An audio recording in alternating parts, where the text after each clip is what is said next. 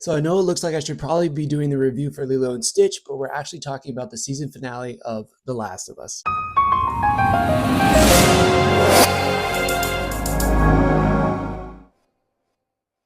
Hey, I'm Thomas, and I'm just going to be straight up with everybody. I'm not trying to harsh anybody's mellow. If you really enjoyed this season finale, then I'm super stoked for you.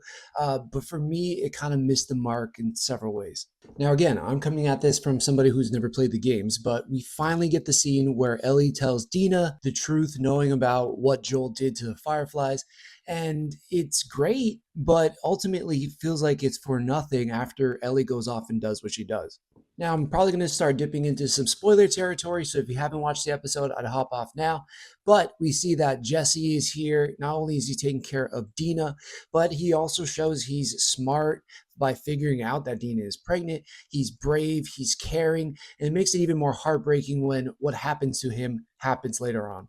Now, from what I know, I don't think this scene happens in the game, but I really enjoyed it. Him talking about the type of love that Ellie has for Dina, and then the type of love he had for the girl that was making the paintings. Now, before we even get to this scene, we get the argument in the building where Jesse and Ellie are looking out at the wheel in the aquarium. I think it played out pretty interesting and kind of this dispute of what community is.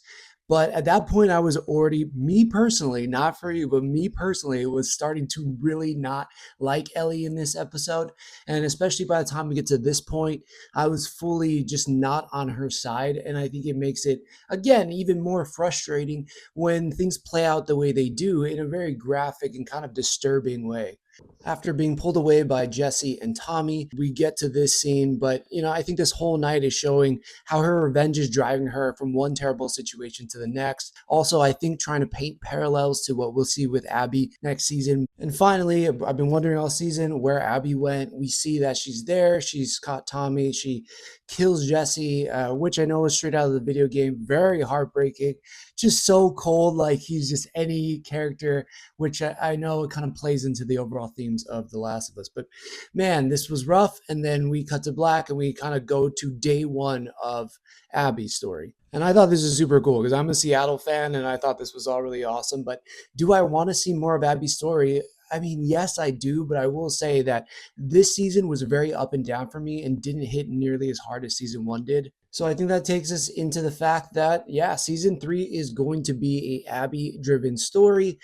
I gotta say though, I'm a little bit on the fence whether I'm really invested or not. I think this season had some high highs and some very low lows. Episode 2 was amazingly done, as sad and as terrible as it was to see Joel die. But also, there were just moments where I don't know how I'm supposed to feel about Ellie. I think in this episode, it kind of cemented for me that I'm not really loving her character. And maybe that's the way she plays out in the game. I think Bella Ramsey is doing a fantastic job. It just doesn't really work for me as much as I wish it would. So I'm curious to see how they really pitch season 3. But what did you think about the finale? What did you think about the season as a whole? Drop in the comments. And thank you for staying tuned here at Nerd Initiative. All right, aloha.